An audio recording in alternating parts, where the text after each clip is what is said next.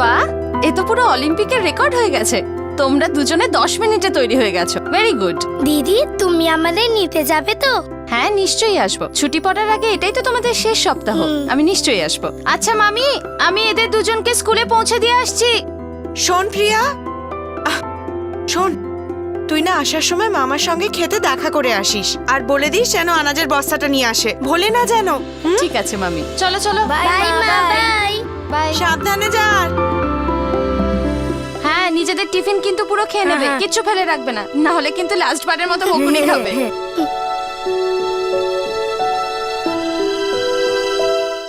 আচ্ছা মানসী আর জিগ্নেশ, আমি কিন্তু ঠিক 12টার সময় তোমাদের সঙ্গে এখানে দেখা করব। কোথাও কিন্তু যাবে না, ওকে? বাই দিদি, বাই বাই বাই।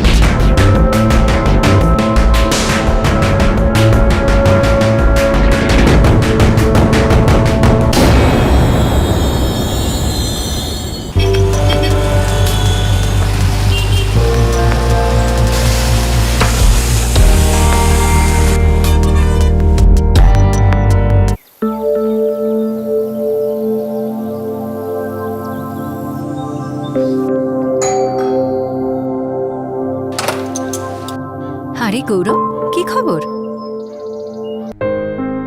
গৌরব, যদি কোনো কিছুর দরকার পড়ে নিঃসংকোচে বলবে।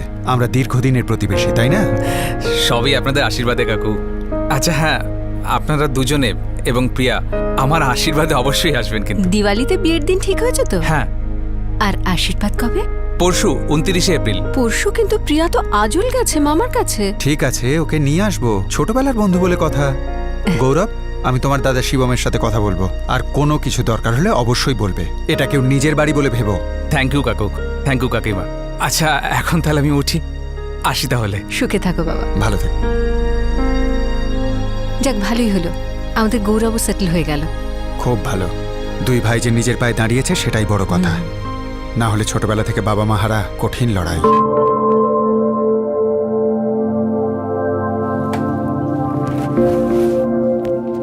গৌরব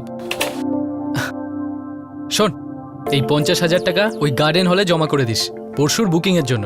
দাদা তুমি দিয়ে দাও না, আমার অনেক দেরি হয়ে গেছে। গৌরব, 2 দিন বাদে আশীর্বাদ। আমি তোকে বলেছিলাম না অফিস থেকে ছুটি নিতে। বৌদি 150টা টার্গেট আছে এই সপ্তাহে, মাত্র 75টা সেল হয়েছে। অফিসে খুব টেনশন আছে এই সপ্তাহে। অফিসের টেনশন সারা জীবন চলতে থাকবে, কিন্তু বিয়ে একবারই হয়। আচ্ছা আচ্ছা ঠিক আছে, আমি চলে যাব, কিন্তু হ্যাঁ কালকে ছুটি নিস কিন্তু। আরে এত সব কাজ আমি একা করতে পারি না ভাই। ঠিক আছে দাদা, আমি ছুটির জন্য চেষ্টা করব। Okay bye. ঠিক আছে, সাবধানে যা। হ্যাঁ।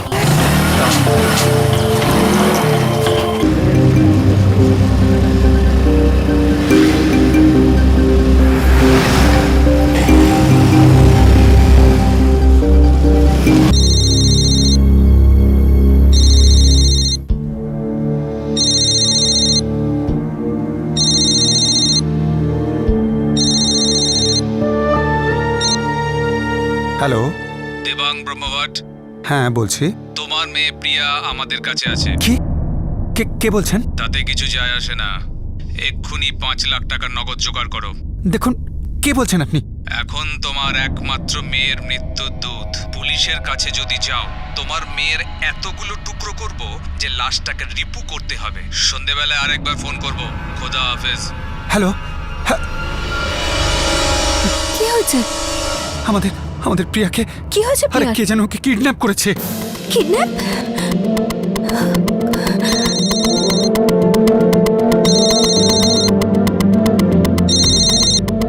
হ্যালো, প্রজ্ঞাদি, আমি দেবাঙ্গ বলছি। প্রিয়া কোথায়? প্রিয়া তো জিগ্নেশ আর মানসীকে স্কুলে ছাড়তে গেছে, আর ফেরার পথে ওর মামার সঙ্গে খেতে দেখা করে আসবে। বাস কিছুক্ষণের মধ্যে এসে যাবে। সবকিছু ঠিক আছে তো দেবাংদা? না না প্রজ্ঞাদি, কেউ একটা ফোন করেছিল, বলছিল সে নাকি প্রিয়াকে কিডন্যাপ করেছে। তুমি কি বলছো কি দেবাংদা?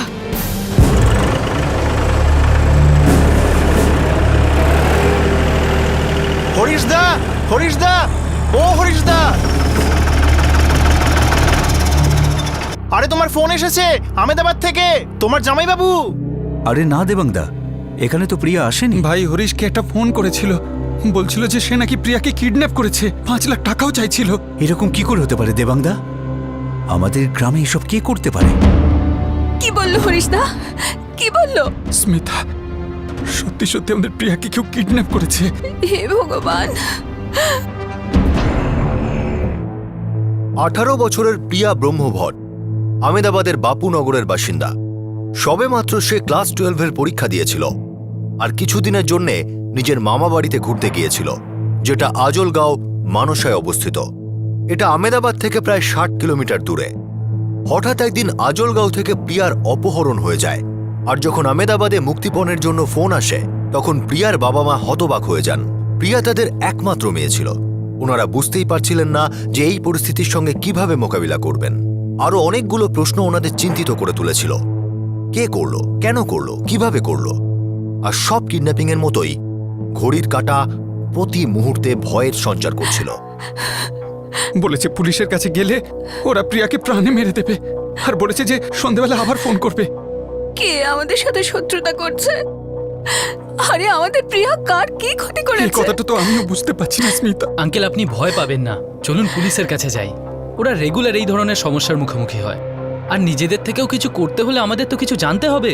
কারা ওরা, কেমন লোক, কিছুই তো জানি না। কিন্তু দাদা, ওরা যদি জানতে পারে যে দেবাং কাকু পুলিশের কাছে গেছেন, তাহলে ওরা যদি প্রিয়ার সঙ্গে উল্টোপাল্টা কিছু। গৌরব, তোমার দাদা ঠিক বলছেন। দেবাং আঙ্কেলের পুলিশের কাছে যাওয়াই উচিত। আমার মনে হয় না ওই লোকটা প্রিয়ার কোনো ক্ষতি করবে। আর যদি কিছু করে, রেগে গিয়ে। আঙ্কেল, এই ব্যাপারে আপনি আর আমি কিছু করার জন্য খুবই সাধারণ লোক আমরা। পুলিশ জানে এই সময় ঠিক কি করতে হবে, আর ওরাই আমাদের প্রিয়াকে খুব ভালোভাবে ফিরিয়ে আনতে পারবে।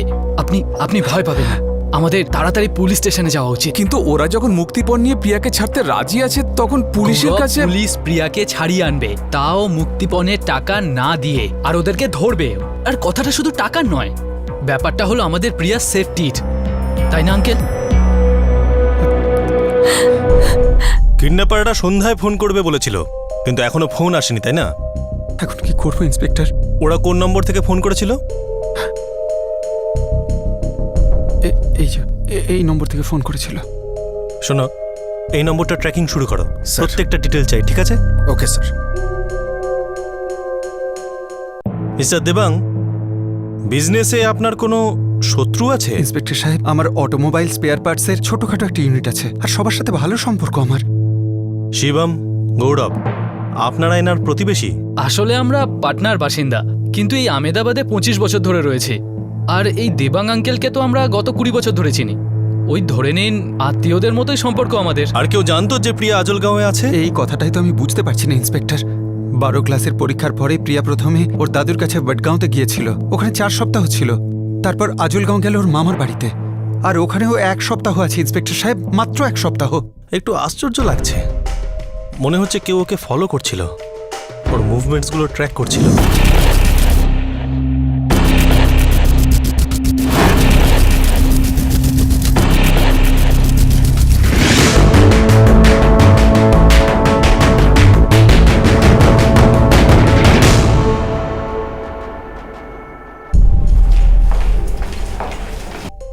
স্যার, প্রিপেড নাম্বার 1 মাস আগেই অ্যাক্টিভেট করা হয়েছিল। গতকাল সকালে প্রথম ইউজ করা হয়। হয়তো এই একটা কল করার জন্যই এই সিমটা কেনা হয়েছিল। হ্যাঁ স্যার, তাই তো মনে হচ্ছে। প্রিয়া প্রায় 1 মাস আগে আমেদাবাদ ছেড়েছে, তারপর দিদার কাছে ভটগাঁওয়ে, তারপরে আজল মামাবাড়ি। স্যার সিম কার্ড কোনো ওয়াসিম শেখের নামে কেনা হয়েছিল, অ্যাড্রেস বাপুনগর, কোনো এক দর্জির দোকান। বাপুনগর? আচ্ছা, এটা তো সেই জায়গাটা যেখানে প্রিয়া আর তার ফ্যামিলি থাকে। হ্যাঁ স্যার। মুভ।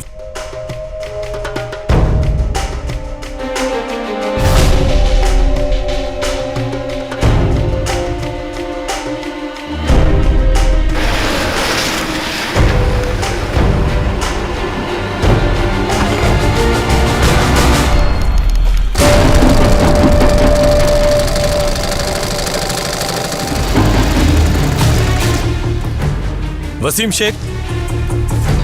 হ্যাঁ আমি স্যার। প্রিয়া কোথায়? কে? প্রিয়া ব্রহ্মভট। ক্ষমা করবেন স্যার, এই নাম তো আমি প্রথম শুনছি। স্যার আমি একজন সাধারণ কারিগর স্যার। যার কিনা অসাধারণ হওয়ার স্বপ্ন। দেখো ওয়াসিম শেখ, বলে ফেলো প্রিয়া কোথায়। তুমি প্রিয়ার বাবা দেবাং ব্রহ্মভটকে মুক্তিপঞ্চে ফোন করেছিলে, সেই খবর আমরা পেয়েছি। স্যার আমি আল্লাহর কসম খেয়ে বলছি স্যার, আমি কোনো ফোন করিনি, আমি কিচ্ছু করিনি স্যার। এই কাগজে তোমার নাম লেখা, তোমার ঠিকানা লেখা। 1 মাস আগে তুমি এই সিম কার্ড কিনেছিলে এই কিডন্যাপিং এর জন্য। স্যার আপনার নিশ্চয়ই কোনো একটা বড় ভুল হচ্ছে। অফিসার মহাশয়ের এই ভুল বোঝাবুঝি দূর করো যে পুলিশকে মিথ্যা বলা যায়। দেখো, যা জানো সোজাসুজি বলে দাও।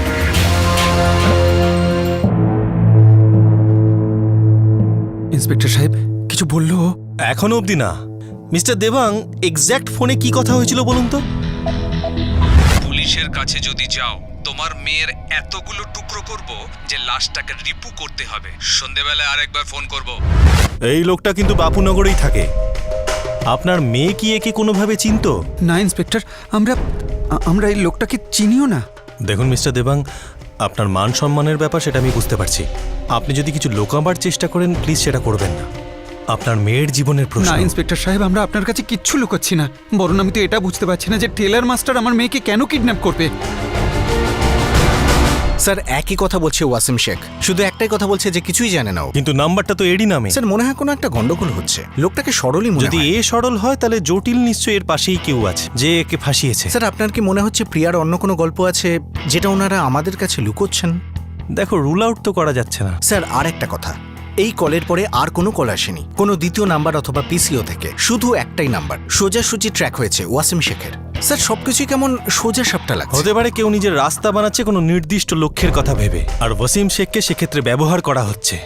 আমি সলিড কনস্পিরেসির গন্ধ পাচ্ছি। তুমি সার্চ পার্টি নিয়ে যাও, পুরো এলাকায় সার্চ করো। Yes sir. মিস্টার দেবাং, এইটুকু বলতে পারি যে আপনার পরিচিত কেউ এই কিডন্যাপিং এর পেছনে আছে, কিন্তু আপনি বলছেন যে আপনার কারোর সাথে কোনো শত্রুতা নেই। ইন্সপেক্টর সাহেব, আমার মেয়ে প্রিয়ার জন্য আমার বড্ড ভয় করছে। ওই লোকটা আবার ফোন করলো না কেন? হয়তো প্রথম কলটা আমাদের বিভ্রান্ত করার জন্য করা হয়েছিল, ওয়াসিম শেখের প্রতি দৃষ্টি আকর্ষণের জন্য। কিন্তু এটা কেন হচ্ছে ইন্সপেক্টর সাহেব, কেন? দেবাং ভাই, একটা খেলা শুরু হয়েছে, আর খেলোয়াড় এই ক্ষেত্রে খুবই চালাক। 18 বছরের প্রিয়াকে অপহরণে 24 ঘন্টা কেটে গিয়েছিল, কিন্তু পুলিশের হাতে তখনও পর্যন্ত কোনো প্রমাণ আসেনি।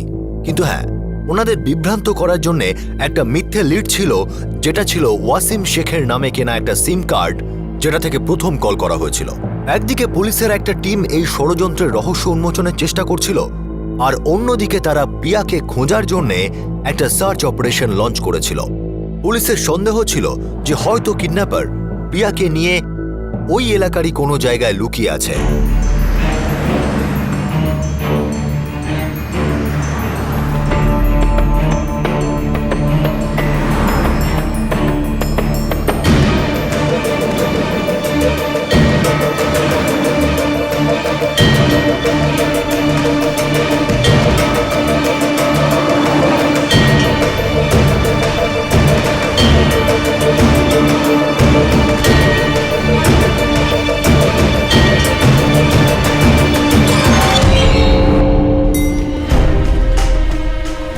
স্যার বাপুনগর, আমেদাবাদ, গান্ধীনগর, মানসা, এই 4টে জায়গার সব গেস্ট হাউসে আমি খোঁজে নিয়েছি, কিছু পাইনি স্যার। পুরো 2 দিন কেটে গেল। মেয়েটা পালাবার চেষ্টা করবে না, অন্তত কান্নাকাটি করবে, চেঁচামেচি করবে, কেউ কিচ্ছু দেখলো না। স্যার 3টে পসিবিলিটি হতে পারে। প্রথমত প্রিয়াকে হয়তো কোনো পাবলিক প্লেসেই রাখা হয়নি, দ্বিতীয়ত ওকে হয়তো অজ্ঞান করে রাখা হয়েছে, আর তৃতীয়ত ও হয়তো নিজের ইচ্ছে লুকিয়ে আছে। মেয়েটা যদি স্বইচ্ছায় লুকিয়ে থাকে তবে খুঁজে বার করা খুবই কঠিন হবে।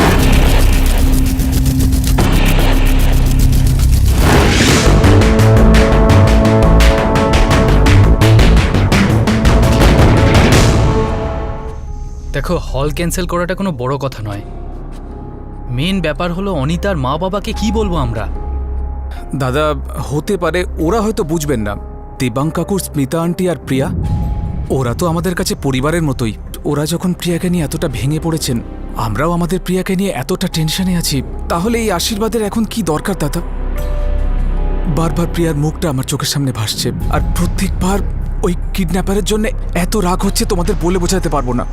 শিবম, আমার মনে হয় গৌরব ঠিকই বলছে। আমাদের অনিতা আর ওর মা বাবাকে বলে এই আশীর্বাদটা পোস্টপন করতে হবে। ঠিক আছে, আমি কথা বলছি।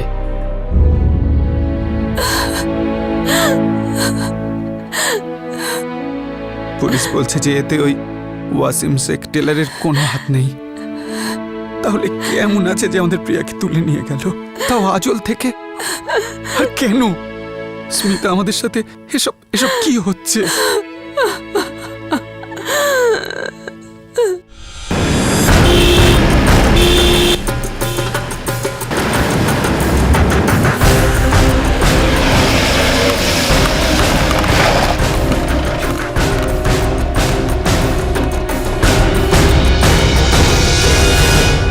ইন্সপেক্টর বাবু, প্রিয়া এখানে এসেছিল মাত্র 7 দিন হয়েছে। আচ্ছা, এই এলাকায় প্রিয়ার সাথে কারোর পরিচয় ছিল যে কিনা জানতো যে প্রিয়ার বাবা অনেক বড় লোক, অনেক টাকা মুক্তিপণ দিতে পারবে? সাহেব, আমাদের গ্রামে এরকম কেউ নেই যে এই কাজটা করতে পারে। আমাদের গ্রামে তো সব ভালো মানুষরা আর থাকে। প্রিয়াও এই ভালো মানুষদের মধ্যে থেকেই নিখোঁজ হয়েছে। সে জানতো যে প্রিয়া এখানে আছে, যে কিনা প্রিয়ার রোজ নামচা জানতো, আর এটাও জানতো যে প্রিয়া আপনার ছেলে মেয়েদের স্কুলে ছাড়তে যায়। আমি তো এটাই বুঝতে পারছি না যে এরকম কে করতে পারে। স্যার, আমরা তো রোজ এই রাস্তা দিয়ে স্কুলে যাই। আঙ্কেল, প্রিয়া দিদি আমাদের এখানেই ছেড়েছিল। আর এখান থেকে মামার ক্ষেতের দিকে যাওয়ার কথা ছিল। ওর মামি তো সে কথাই বললেন স্যার।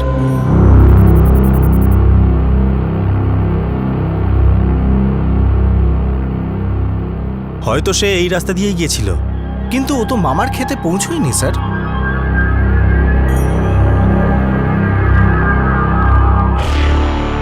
স্যার, আমার মনে হয় এই রাস্তা সোজা মেইন রোডে গেছে।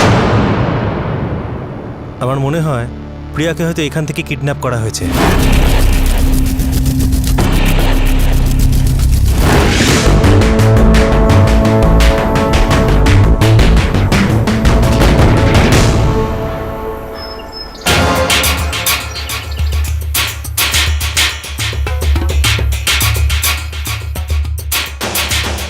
এই রাস্তাটা দেখে তো খুব নির্জন মনে হচ্ছে। হ্যাঁ স্যার, এখানে ট্রাফিক নেই বললেই চলে। যদি কেউ প্রিয়াকে জবরদস্তি গাড়িতে তুলেও নিয়ে যায়, তবে সেটা দেখাশোনার চান্স খুবই কম।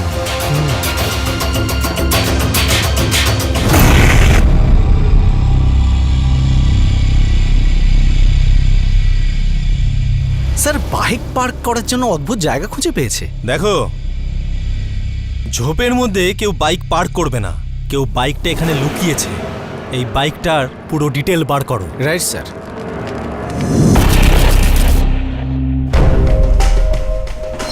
স্যার, বাইক কোনো সঞ্জয় পরমারের।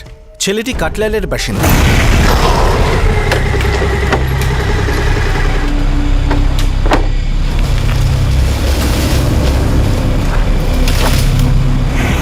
আচ্ছা, এটা তো ওই জায়গাটা থেকে প্রায় 60 কিলোমিটার দূরে।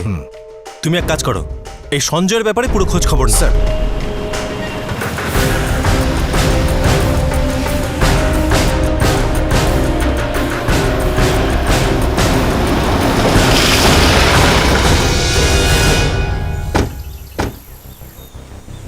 সঞ্জয় পরমার? না ইন্সপেক্টর সাহেব, আমরা এই নামের কোনো ছেলেকে চিনি না।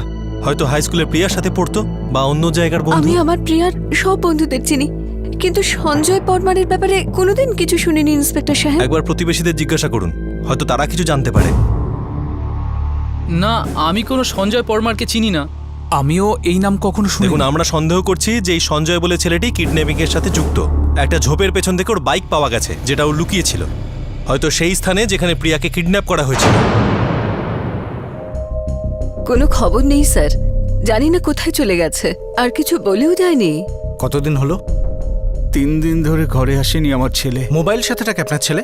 হ্যাঁ স্যার, নম্বরটা নিয়ে নিন স্যার।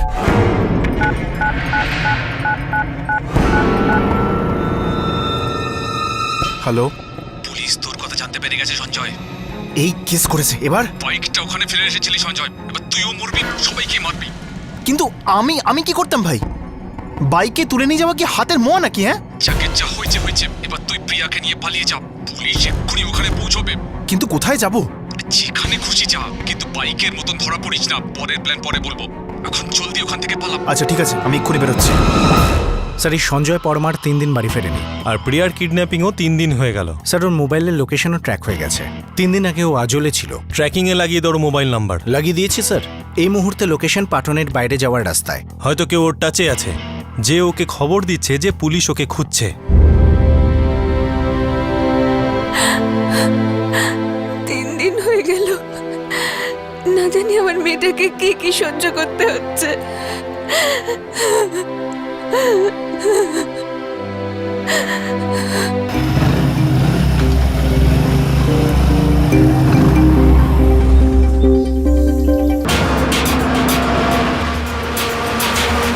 ওকে, ঠিক আছে, চোখে চোখে রেখো।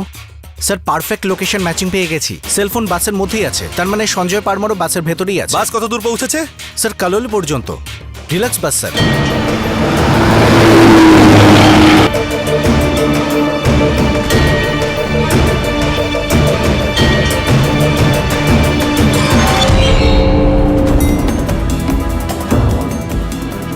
আরে মুখটা ঢেকে নাও না ভালো করে, পুলিশ আমাদের পেছনে পড়ে গেছে কিন্তু। সব কাগজে আমাদের ফটো ছাপিয়ে দিয়েছে, আর এতক্ষণ তো টিভি তো দেখিয়ে দিয়েছে বোধহয়। আরে ধরা পড়লে কিন্তু কেস খেয়ে লাট।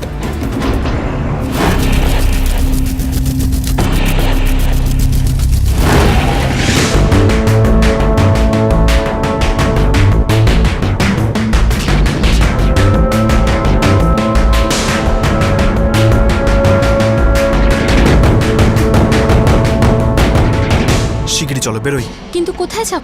আরে কোথাও একটা চলে যাব, কিন্তু এই মুহূর্তে এখান থেকে বেরোনো খুব জরুরি। আরে আরে চলো চলো। সমাজের কাছ থেকে নিজের মুখ লুকিয়ে প্রিয়া সঞ্জয়ের সঙ্গে কোথাও পালাচ্ছিল, কিন্তু না তো প্রিয়া জানতো আর না সঞ্জয় যে খুব শীঘ্রই তারা পুলিশের হাতে ধরা পড়তে চলেছে। এখন যে কোনো মুহূর্তে এই অপহরণ কাণ্ডের রহস্য উন্মোচিত হবে।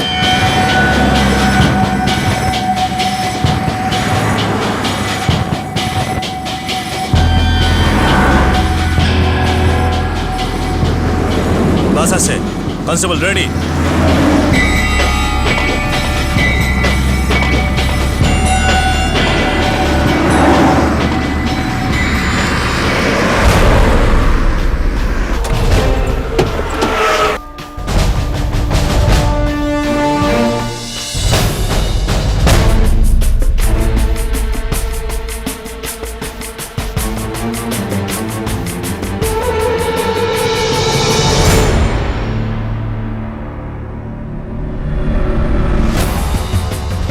জানি না আমার প্রথম থেকেই কেন মনে হচ্ছিল এটা কোনো কিডন্যাপিং এর কেস নয়, বরং ঠান্ডা মাথায় করা একটা কনস্পিরেসি। অফিসার, নিয়ে চলো এদের। স্যার,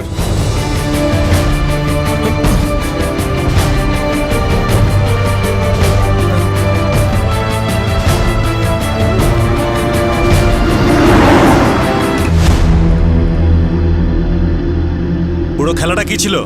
তাড়াতাড়ি বলো। স্যার, প্রিয়া, তাড়াতাড়ি বলো। Welcome to Beaton world. How may I assist you? নতুন ফ্ল্যাটের জন্য একটা স্ট্যান্ড ফ্যান আর কুলার নেব। এই পচা গরম থেকে একটু স্বস্তি চাই। বাজার চলতে সব ব্র্যান্ড আর ভরসাযোগ্য নয়। তার জন্য তো আমাদের ফ্যান আছে, all purpose bullet table fan, ceiling fan. আমাদের সিলিং ফ্যান কিন্তু 30 মাসের ওয়ারেন্টি সহ পাওয়া যায়। আছে ফারাটা 2 বছরের ওয়ারেন্টি, 17 থেকে 20 মিটার এয়ার ফ্লো, মধ্যবিত্তের সাধ্যের মধ্যে একমাত্র ভরসাযোগ্য ব্র্যান্ড বিটন। আমাদের কুলারের কিন্তু অনেক range, 45 litres, 50 litres, 70 litres, 90 litres, 110 litres. Honeycomb সহযোগে ব্রিটেনের সব কুলারের ওয়ারেন্টি 1 বছর। চেনা হাওয়ায় অচেনা অনুভূতির জন্য একমাত্র আদর্শ ব্রিটেন। গরমে স্বস্তি পেতে ব্রিটেনের ফ্যান হোক বা কুলার, আজই আনুন বাড়িতে। Britain, digitally yours. তুমি আর সঞ্জয় মিলে কি করার তালে ছিলে? কি প্ল্যান ছিল তোমাদের? আসলে সমস্ত প্ল্যান গৌরবেরই ছিল। গৌরব, তোমাদের বাপুনগরের প্রতিবেশী ছেলেটা? হ্যাঁ স্যার। চল চল গাড়িতে ওঠ। ইন্সপেক্টর, চল। ইন্সপেক্টর সাহেব কোথায় নিয়ে যাচ্ছেন আমার ভাইকে? আমাকে জিজ্ঞেস করছো কেন? তোমার ভাইকে জিজ্ঞেস করো, ওই সব বলবে। জ্ঞান সিং, দরজা খোলো। আরে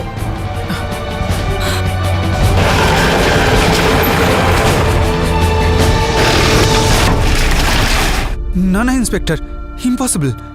আমি এটা বিশ্বাস করি এটা আমার স্টেটমেন্ট নয়, আপনার মেয়ে প্রিয়া নিজের মুখে বলেছে। আর খুব তাড়াতাড়ি গৌরবও সত্যি কথাটা বলে ফেলবে।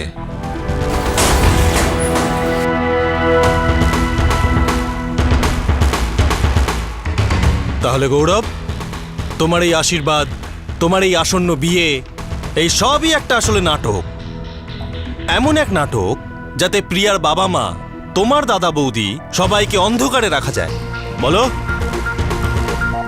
গৌরব, ইন্সপেক্টর সাহেব যেটা বলছেন সেটা সত্যি?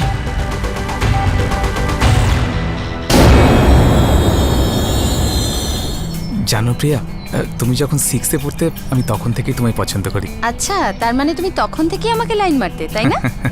না না, অ্যাকচুয়ালি আমি তোমার প্রেমে পাগল ছিলাম। আচ্ছা সত্যি বলো, তোমারও আমার প্রতি ইন্টারেস্ট ছিল না? না তো। মিথ্যে কথা। গৌরব, আমি মিথ্যে কথা বলি না। মানে আমি তোমাকে শুধু বন্ধুর মতো পছন্দ করতাম। আমার তোমার ব্যাপারে সেরকম কোনো ফিলিং ছিল না। আর ওই বয়সে কি ফিলিং টিলিং? আর এখন এই বয়সে? প্রথমে এটা বলো, ভ্যালেন্টাইন্স ডেতে তুমি আমাকে কি দেবে? তুমি বলো তোমার কি চাই। তুমি যা চাও আমি দেবো। আমার কোম্পানির সেলফোন তোমার গিফট করি, একদম টপ ক্লাস। আরে না না, মা বাবা জেনে গেলে আমাদের দুজনেরই অবস্থা খারাপ হয়ে যাবে। তাহলে কি দেবো? তুমি আমাকে একটা সুইট রেড রোজ দেবে, আমি তোমাকে একটা সুইট কার্ড দেবো।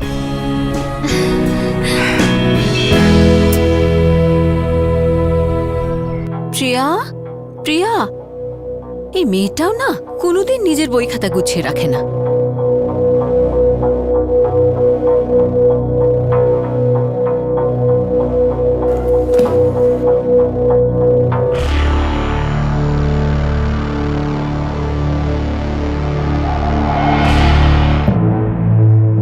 দেখো শিবম, আমরা দীর্ঘদিনের প্রতিবেশী, সম্পর্কটাও ভালো, কিন্তু একটা কথা বলে দিচ্ছি, সবকিছুর একটা সীমা থাকা উচিত। গৌরব আর প্রিয়ার ব্যাপারটা কিছুতেই মেনে নেওয়া যায় না, না আমাদের কাস্টে মেলে না স্টেটাসে। দেখো বেশি দূর জল গড়াক আমি সেটা চাই না, কিন্তু একটা কথা মনে রেখো, এই সম্পর্ক হতে পারে না। দেখো শিবম, আমাদের সম্পর্কটা এতদিন যেরকম চলে এসেছে সেটা সেরকমই থাকুক, নষ্ট করতে চাই না। আশা করি আমি যেটা বলছি সেটা বুঝতে পেরেছো।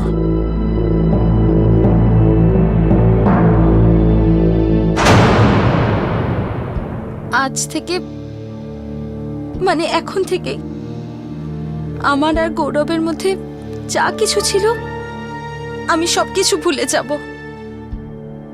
না কিছু আছে আর না কিছু কখনো থাকবে। আমারও প্রিয়ার জন্য যা অনুভূতি ছিল আমিও ভুলতে চেষ্টা করছি। আজ থেকে আমরা শুধুমাত্র ভালো বন্ধু, ছোটবেলার মতো।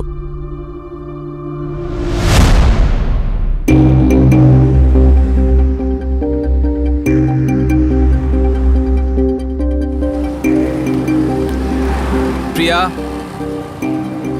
চলো এসো, তোমাকে বাড়িতে ছেড়ে দিচ্ছি। না গৌরব, আমি একাই চলে যাব। তুমি একা নও প্রিয়া, আমিও তোমার সঙ্গে আছি, তোমার মনে। তুমি ভয়ে আমার থেকে দূরে সরে যাচ্ছ। গৌরব, আমরা বাড়ির লোককে কথা দিয়েছি আর একে অপরকে মন দিয়েছি।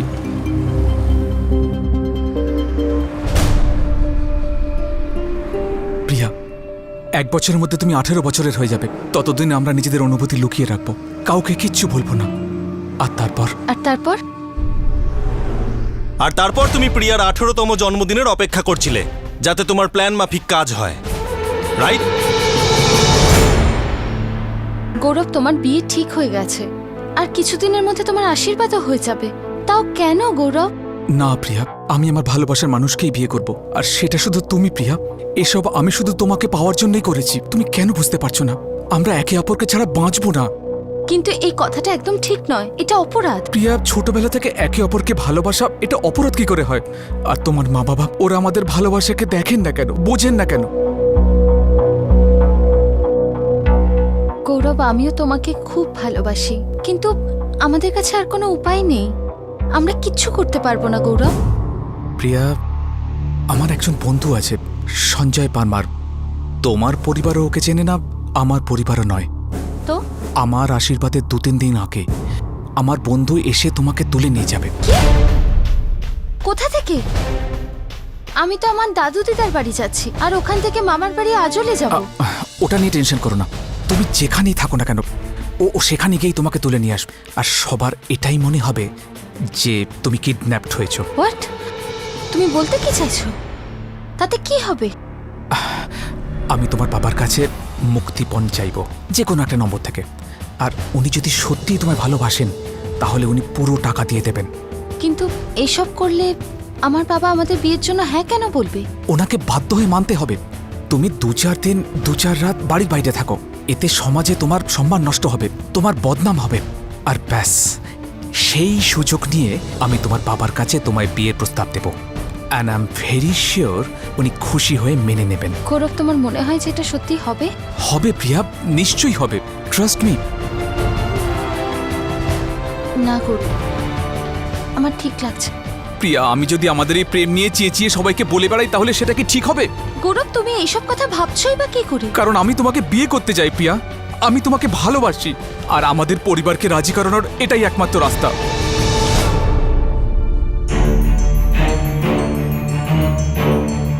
গৌরব, এই প্ল্যানটা ফেল হওয়ারই ছিল। তুমি একটা মোবাইল কোম্পানিতে চাকরি করো, তাই না? যেখান থেকে তুমি সিম কার্ড আর ইউজারের নাম ঠিকানা পেয়েছিলে। হ্যাঁ, ওই দর্জি আমাদের মোবাইল কানেকশন ইউজ করত, ওর সমস্ত ডকুমেন্টস আমার কাছেই ছিল। তাই আমি ওর নামে আরেকটা সিম কার্ড ইস্যু করি। তুমি তোমার কোম্পানির সেলস এক্সিকিউটিভ, আর তুমি সঞ্জয় পরমার। কেমন বন্ধু তুমি? তোমার বন্ধু কুয়োতে পড়ছিল, তুমি তাকে বাঁচানোর বদলে ধাক্কা মারলে, তাই তোমাকেও এর সাথে গ্রেপ্তার করা হচ্ছে। তুমিও এর অপরাধের সমান অংশীদার।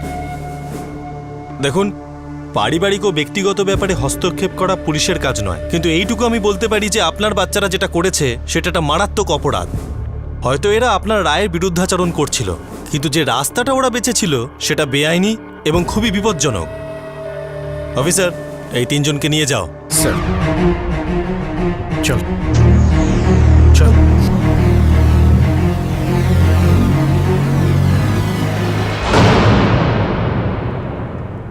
প্রিয়ার বক্তব্য হলো যে গৌরব ওকে ভয় দেখিয়ে এই প্ল্যানে অংশীদার করেছিল। আপাতত প্রিয়াকে তার বাবা মায়ের হাতে তুলে দেওয়া হয়। গৌরব আর সঞ্জয় পরমার, যারা এই ষড়যন্ত্রটা কার্যকর করেছিল, দুজনেই এখন পুলিশ হেফাজতে, আর তাদের বিরুদ্ধে আইপিসির বহু সেকশন অনুযায়ী চার্জশিট পেশ করা হবে। যুব সম্প্রদায়ের চিন্তা আর তাদের বিচারকে বোঝা খুবই মুশকিল, বিশেষত আজকের দিনে। আর তাদের সঙ্গ দেয় উৎসুক হরমোন আর যৌবনের উদ্যম। তাদের মনে হয় যে জীবন শুধু জেতার জন্য তৈরি করা একটা কম্পিটিশন। লাভ, রোম্যান্স, কোর্টশিপ আর অপোজিট সেক্সের সঙ্গ পাওয়া প্রত্যেক যুবকের কাছে যেন এটা একটা জীবনের সবচেয়ে বড় চ্যালেঞ্জ। এই চ্যালেঞ্জকে সবার প্রথমে অ্যাচিভ করা আর তারপর তাকে শিখর চূড়ায় নিয়ে যাওয়া, যেন এটাই জীবনের একমাত্র উদ্দেশ্য। এটা বলা একেবারেই ঠিক হবে না যে এটা নর্মাল বিষয়, কিন্তু এটা বলাও ভুল হবে না যে আজকের এই কেসটা কোনো আইসোলেটেড কেস। আপনি যে কোনো সোশ্যাল নেটওয়ার্কিং সাইটে গিয়ে নজর রাখুন, বুঝতে পারবেন আমি কি বলতে চাইছি। মানুষ উৎসুক হয়ে থাকে এইসব নেটওয়ার্কিং সাইটে নিজের স্ট্যাটাস আপডেট করার জন্যে, নিজের ফিলিংস সবাইকে জানিয়ে দেওয়ার জন্যে, কিছু না ভেবে না বুঝে, যেন জীবনে এর থেকে ভালো আর কিছুই নেই। আমরা যুব সম্প্রদায়ের দিকে আঙুল তুলছি না, তাদের কোনো দোষারোপও করছি না, শুধু এইটুকুই আশা রাখি যে তারা বুঝুক যে জীবনে আরো অনেক কিছু করার আছে। আর রোম্যান্স, কোর্টশিপ, পার্টনার, এই সবই ওই অনেক কিছুর একটা ছোট অংশ, সবকিছু নয়। জীবনের অনেক মানে আছে, অনেক স্তর আছে, অনেকগুলি ধাপ আছে, আর যুব সম্প্রদায়ের জন্য এটা বোঝা খুবই জরুরি। আমরা স্বীকার করি বা না করি, কিন্তু আজকের যুগে আরও একটা কথা খুবই দরকারি, যে বাড়ির বয়োজ্যেষ্ঠ বাবা মা আর শিক্ষককে ক্রমাগত চেষ্টা করতে হবে। যুব সম্প্রদায়ের সঙ্গে বসে তাদের বারবার বোঝাতে হবে, সঠিক পথ দেখাতে হবে, আর এই প্রচেষ্টা অনেকবার করতে হবে। কঠিন কাজ বলে এটা এড়িয়ে যাওয়া ঠিক হবে না। এটাও গুরুত্বপূর্ণ যে স্কুল আর কলেজগুলোতে রেগুলার ওয়ার্কশপ করে সেখানে এই বিষয়গুলো নিয়ে আলোচনা করতে হবে। Romance, friendship, life partner, goals, challenges, আর যেখানে প্র্যাকটিক্যাল আর রিয়েলিস্টিক দৃষ্টিভঙ্গি পেশ করা যাবে এইসব ব্যাপারে। আপনাদের সাথে আবার দেখা হবে ক্রাইম পেট্রোল দাস্তাকের পরবর্তী এপিসোডে।